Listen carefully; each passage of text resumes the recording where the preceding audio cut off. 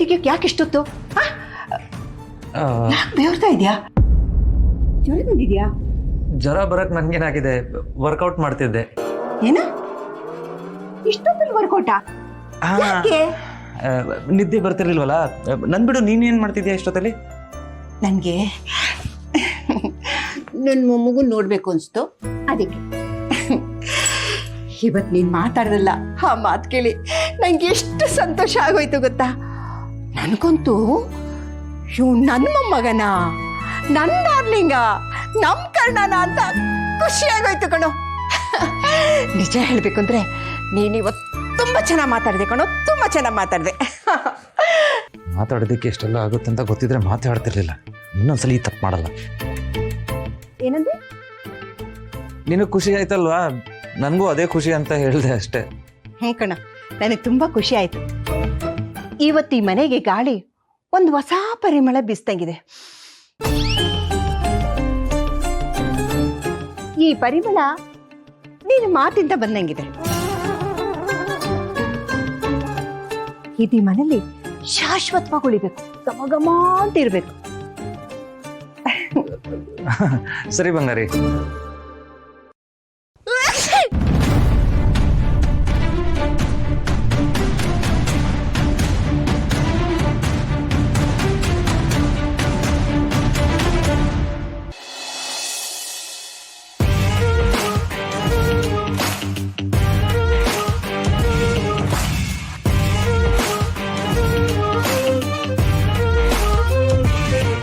Dad, ನೀವು ಏನೇ ಮಾತಾಡಿದ್ರು ನಾನು ಅದನ್ನ ತಲೆ ಬಗ್ಸಿ ಕೇಳ್ತೀನಿ.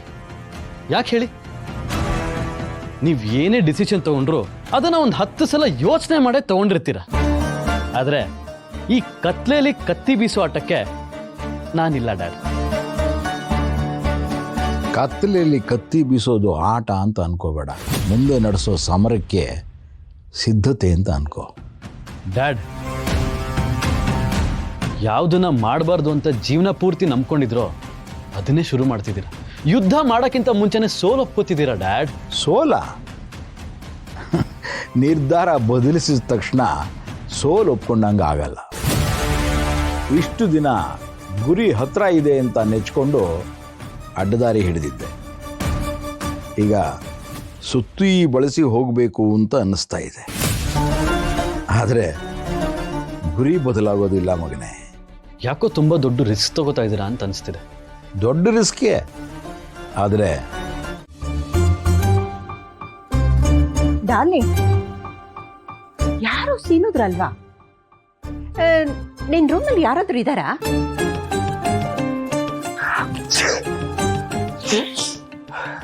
ನಾನೇ ಬಂಗಾರಿ.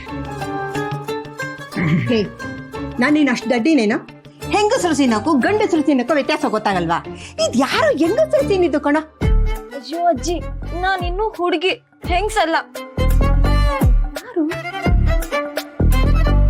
ಅಮ್ಮ ಇರ್ಬೋದಲ್ವಾ? ಅಮ್ಮ ಅಲ್ಲಿ ಸೀನಿದ್ರೆ ಇಲ್ಲಿ ಬರುತ್ತೆ ಸೌಂಡು. ಕರೆಕ್ಟ್, ಬರಲ್ಲ ಅಲ್ವಾ? ಬರಲ್ಲ. ರಾಧಿಕಾ, ಅವಳಾಗ್ಲೇ ಗೋರ್ಕೆ ಹೊಡಿತಿದ್ದಾಳೆ. ನನಗೆ ಸೌಂಡು ಕೇಳಿಸ್ತು ಚೆನ್ನಾಗಿ.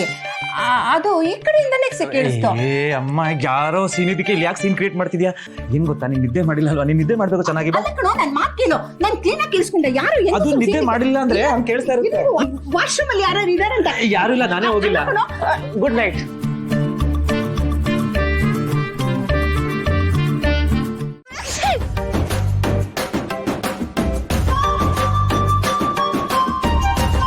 ನಮ್ಮನೇಲಿ ಯಾರು ಏರಿಸ್ತಾರೆ ನಶ್ಯ?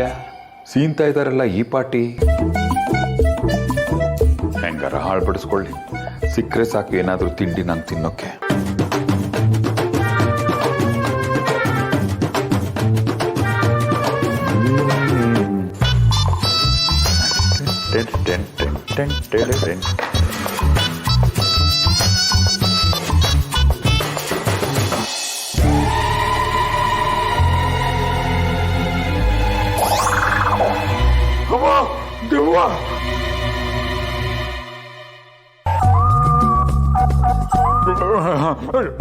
ಏನೋ ರಾತ್ರಿ ಹೊತ್ತು ಹೊಟ್ಟೆ ಸಿಕ್ತು ಅಂತ ಏನ್ ತಿನ್ನೋಣ ಅಂತ ಬಂದೆ. ರಾಗಿಣಿ ಡಾಕಿಣಿ ಶಾಕಿಣಿ ಇವರೆಲ್ಲ ಓಡಾಡೋ ಹೊತ್ತು ಅಂತ ಗೊತ್ತೇ ಆಗ್ಲಿಲ್ಲ. ಬೇಕಾದ್ರೆ ಈ ಡಬ್ಬ ಪೂರ್ತಿ ಕೊಟ್ಬಿಡ್ತೀನಿ, ನಾನು ಬಿಟ್ಬಿಡು.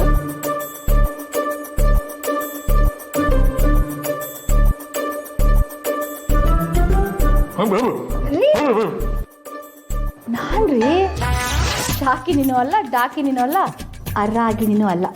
ನಾನು ನಿಮ್ಮ ಹೆಂಡತಿ ಸುಮತಿ. ನಿನಗೇನು ಬಂತೆ? ಏನ್ ಗೊತ್ತಾ, ಇವತ್ತು ಟಿವಿಲಿ ಹೇಳ್ತಾ ಇದ್ರು ನನ್ನ ರಾಶಿ ನಕ್ಷತ್ರಕ್ಕೆ ಪ್ರೇತ ಬಾಧೆ ಅಂತ. ಅದಕ್ಕೆ ಆ ಬೊಬ್ಬಂ ಗುರುಜಿ ಹೇಳ್ದಾಗ ಮಾಡೋಣ ಅಂತ ಬಂದೆ. ನೆಂಟ್ರೇ ಬರಲ್ಲ ನಮ್ಮ ಮನೆಗೆ, ಇನ್ನು ಬರ್ತಾರ ದೆವ್ವ. ಯಾವ್ಯಾವುದೋ ಪ್ರೋಗ್ರಾಮ್ಗಳು ನೋಡ್ಕೊಂಡು ಹಿಂಡ್ತೀಯ ನನ್ನ ಪ್ರಾಣ. ಇಲ್ಲ ರೀ, ಇವತ್ತು ಬೆಳಿಗ್ಗೆ ಸಕ್ಕರೆ ಚೆಲ್ದಾಗಲೇ ನಂಗೆ ಡೌಟ್ ಬಂತು. ನಾನು ಸಕ್ಕರೆ ಡಬ್ಬಿನ ಸರಿಯಾಗಿ ಇಟ್ಟಿದ್ದೆ, ಅದು ಚೆಲ್ಲಾಪಿಲ್ಲಿ ಹೇಗಾಯ್ತು? ಅಂದ್ರೆ ಏನ್ ಹೇಳಿ, ನಮ್ಮ ಜೀವನನೂ ಹಾಗೆ ಆಗತ್ತೇನೋ ಸೂಚನೆ. ಇನ್ನೊಂದು ಸರ್ತಿ ಇಂಥ ಕಟ್ಟುಕತೆಗಳನ್ನೆಲ್ಲ ನಂಬ್ಕೊಂಡು ನನ್ನ ತಲೆ ತಿಂದ್ರೆ ಕಟ್ಕೊಂಡೋಳು ಅಂತಲೂ ಮರೆತು ಹೊರಗಡೆ ಆಗ್ತೀನಿ ಅಷ್ಟೇ. ನನ್ನ ಮಾತು ಸ್ವಲ್ಪ ಕೇಳ್ರಿ. ಆ ಬೊಮ್ಮಂ ಗುರುಜಿ ಏನ್ ಹೇಳ್ತಾರೆ ಗೊತ್ತಾ? ಚೆನ್ನಾಗಿದೆ ನಿಪ್ಪಟ್ಟು. ತಿನ್ಕೋ ಹೋಗು. ಅಯ್ಯೋ ನನ್ನ ಮರುಗಿಷ್ಟು. ನಾನು ನಿಮ್ಮ ಹೆಂಡತಿ ಅಲ್ವಾ, ನನ್ನ ಮಾತು ಸ್ವಲ್ಪ ಕೇಳಿ. ಈಗ ಹೋಗ್ತೀಯಾ? ಸರಿ ಬಿಡಿ, ನನ್ನ ಮಾತು ನೀವು ಕೇಳಲ್ಲ ಅಂದ್ರೆ ಆ ಬೊಮ್ಮಂ ಗುರುಜಿ ಹತ್ರನೇ ಹೋಗಿ ಹೇಳ್ಕೊತೀನಿ. ನನ್ನ ಕಷ್ಟ ಸುಖ ಎಲ್ಲ.